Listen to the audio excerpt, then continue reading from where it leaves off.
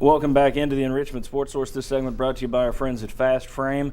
If you've got a magazine or a newspaper or an autographed piece of sports memorabilia, there's one place in town to take it, and that's where I take my stuff. It's Fast Frame on North Peters Road, just off Kingston Pike near Cedar Bluff. They can do anything like this. I think we haven't.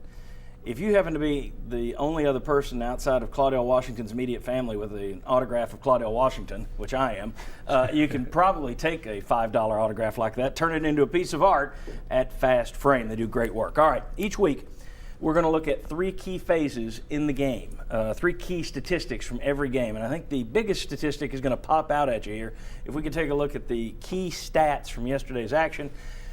All right, look at the first downs, gaining 4 yards or more. Tennessee doing a great job of that, 19 of 25. They stayed on schedule, even though they had those 3 and outs at the end of the half. They stayed on schedule for the most part.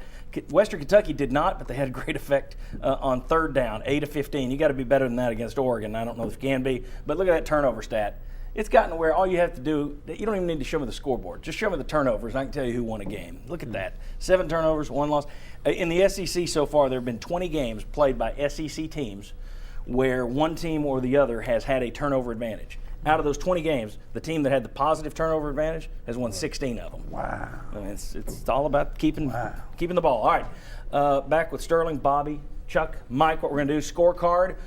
1 being the lowest grade, 5 being the highest grade. We're going to look at this last week. We're going to tally it up. Last week, you see there on the board, 62 was the total against Austin Peay. I'm going to start with Chuck Cavaleris on the run offense, 1 to 5. What'd you think? Run to offense, I think it's a point deduction because how poorly they did in the first half. I like the way Rajon Neal, Marlon Lane run tougher. I would give them a 3.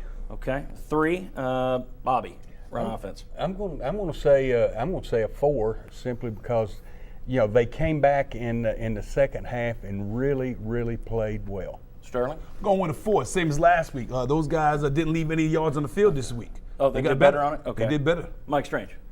I'm going to go with a 4, and I'm going to dock them because they averaged 5.3, but there wasn't a long, really take it to the house run. So I wasn't laughing at you. I was laughing at Chuck. I knew exactly what you were laughing at. Chuck's going to someday you're just going to leave the show and open your own mime studio. All right, let's talk about run defense very quickly. Chuck. I thought that's what set up a lot of things in the first half where you stymied them with your run defense, so at least a 4.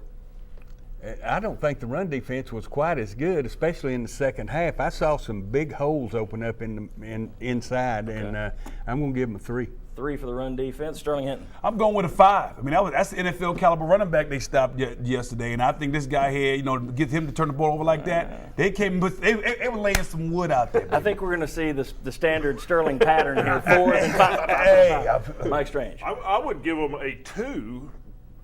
But they bring that up with because Western averaged 5 yards a carry, had some big gashes. But I'm going to make it a 3 because of the 2 fumbles. Okay, a 3. All right, back to Chuck for the pass offense for Tennessee. Boy, I tell you what, 3 completions in the first half. If we've talked about.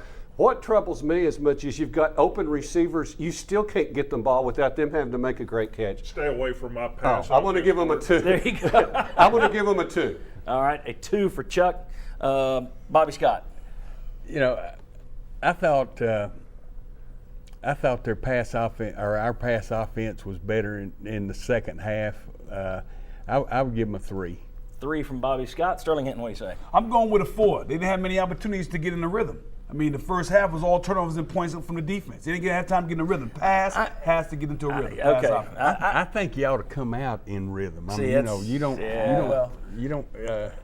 Bobby, you're a player. You know better than that. All right. Mike, what do you think? I'm giving them a 2.